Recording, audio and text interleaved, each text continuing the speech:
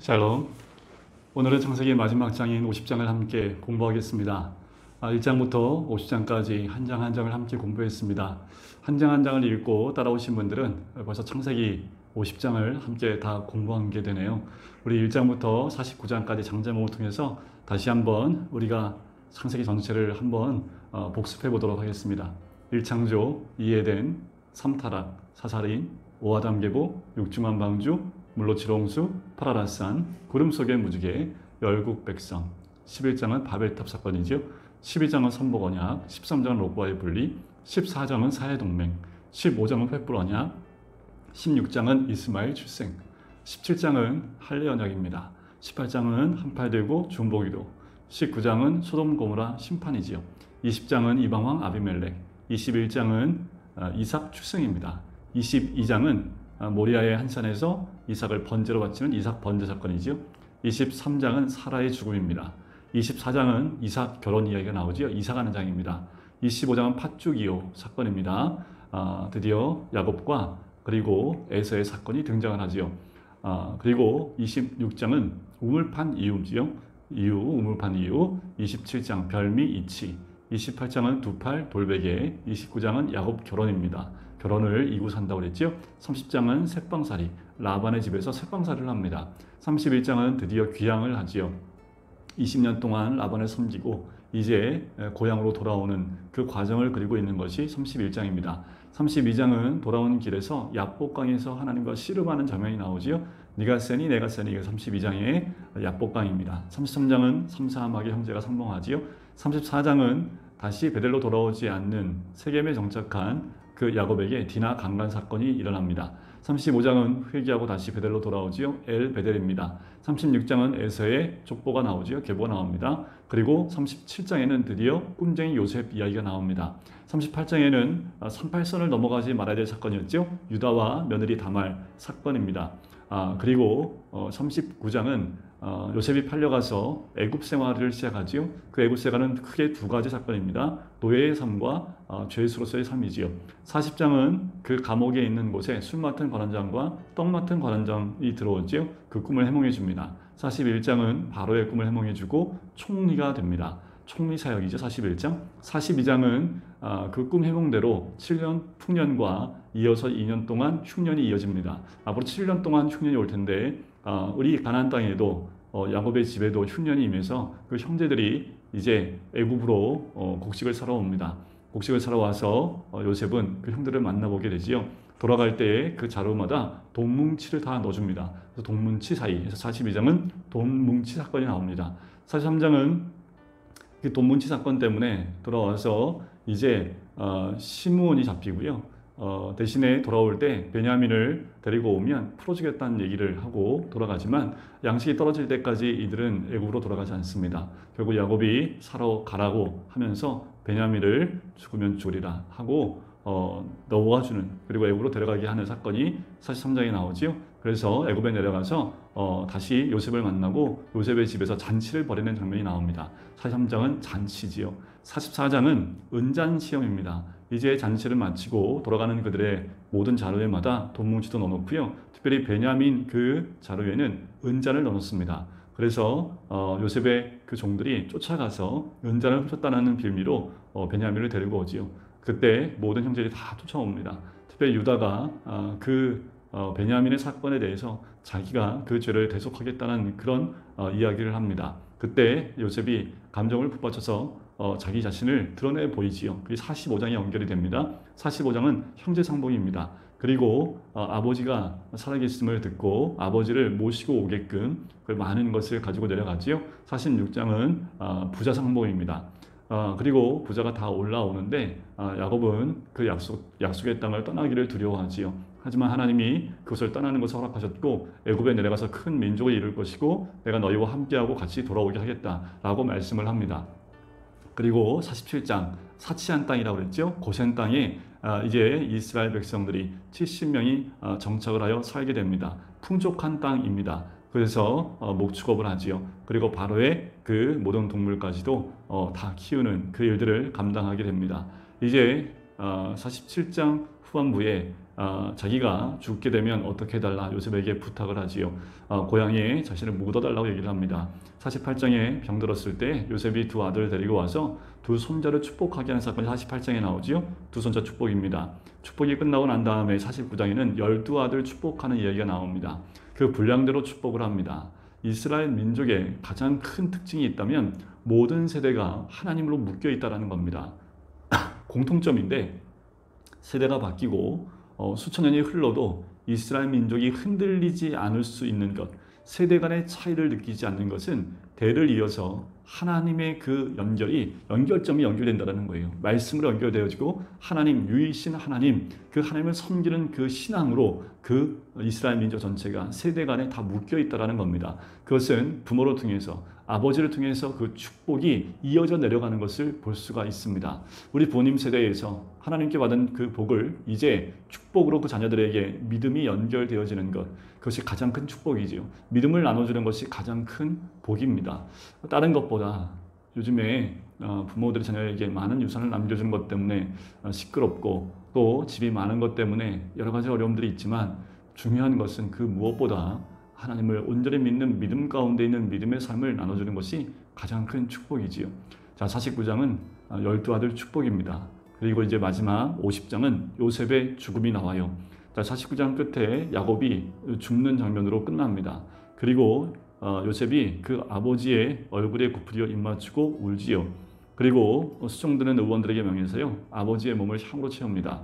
애굽에서 이제 죽게 됐기 때문에 애굽의 방식대로 이제 그 의원들이 이스라엘에게 그대로 합니다. 3절에 보면 40이 걸렸는데요, 향으로 처리하는데 걸린 날수입니다. 그리고 애굽 사람들이요, 총리의 아버지이기 때문에 70일 동안 그를 위하여 곡하는, 그 70일 동안의 곡하는 모습이 나오지요.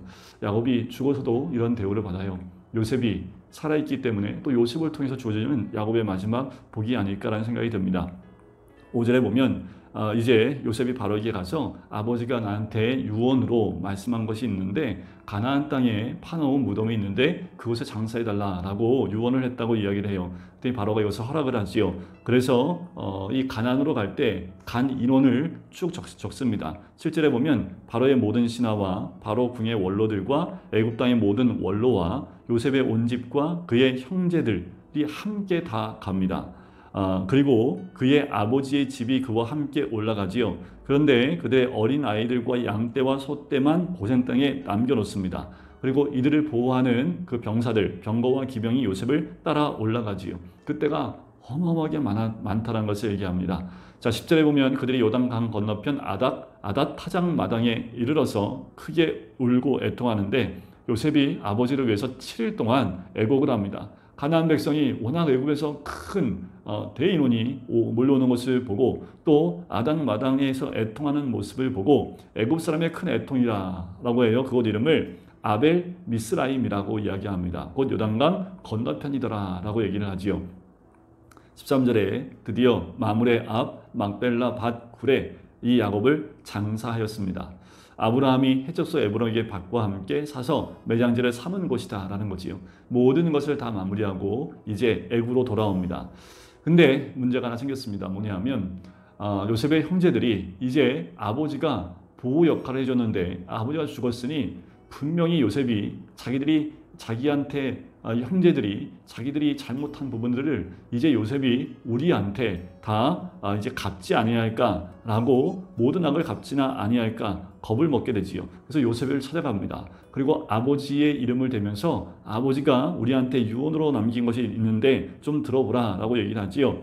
17절에 보니까 내 형들이 내게 악을 행하였을지라도 이제 바라건대 그들의 허물과 죄를 용서하라라고 얘기를 합니다.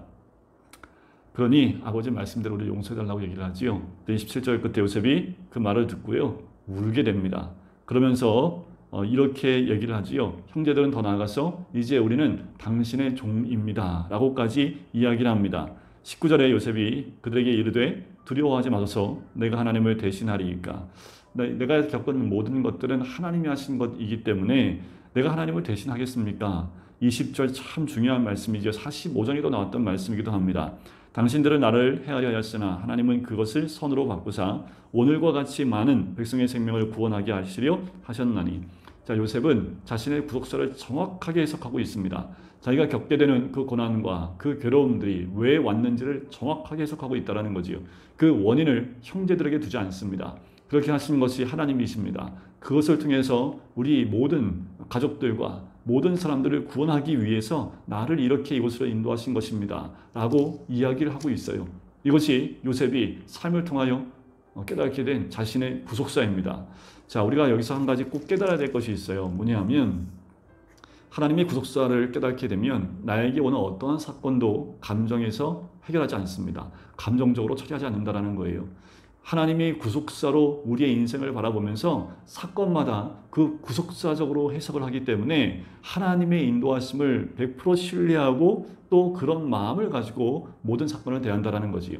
긍정적인 사건이나 부정적인 사건이나 다 동일하다는 겁니다. 그런데 요셉은 한 가지 더 나가서 뭐라고 하냐면 당신들은 두려워하지 마소서 내가 당신들과 당신들의 자녀를 기르리이다 하고 그들을 간곡한 말로 위로합니다. 더 나아가서 이 형제들은 요셉의 구속사에 부정적으로 쓰임 받았지요. 거기에 대한 심판을 받아야 되는 그 입장임에도 불구하고 요셉은 형제들을 용서하고 오히려 사랑으로 그들을 끌어안고 그들을 살려주는 그리고 그 자녀들을 길러내는 모습을 봐요. 어떻게 보면 자기의 몸으로 이들의 모든 죄까지 대속하는 모습이 이 요셉 가운데 드러난 것 같다는 생각이 듭니다. 마치 예수님이 우리의 모든 죄를 다 대속하시기 위해서 십자가에서 죽으시고 고난을 당하셨던 것처럼 이 요셉도 가족을 구원하기 위해서 고난 가운데 있었던 거지요. 결국 그 고난의 시작은 형제들이었지만 결국은 그 가족들, 형제들, 자녀들까지 다 길러내는 모습을 봐요. 그렇게 가족들과 함께 애국에서 110세를 요셉이 살게 됩니다. 자, 24절에 보면 나는 죽을 것이나 하나님이 당신들을 돌보시고 당신들을 이 땅에서 인도하여 내사 아브라함과 이삭과 야곱에게 맹세하신 땅에 이르게 하시리라. 정확하게 요셉은 하나님이 어떻게 이 민족을 이끄실지를 알고 있었고 그것을 형제들에게 그대로 이해하고 자손들에게 얘기를 합니다. 분명히 하나님이 우리를 약속의 땅으로 인도하실 것입니다 라고 얘기를 해요. 그러면 반드시 여러분들 기억하셔야 될 게 있습니다. 25절에 보면 중간쯤에 이렇게 나오죠. 반드시 당신들을 돌보시리니 당신들이 여기서 내 해골을 메고 올라가겠다 하라 하였더라.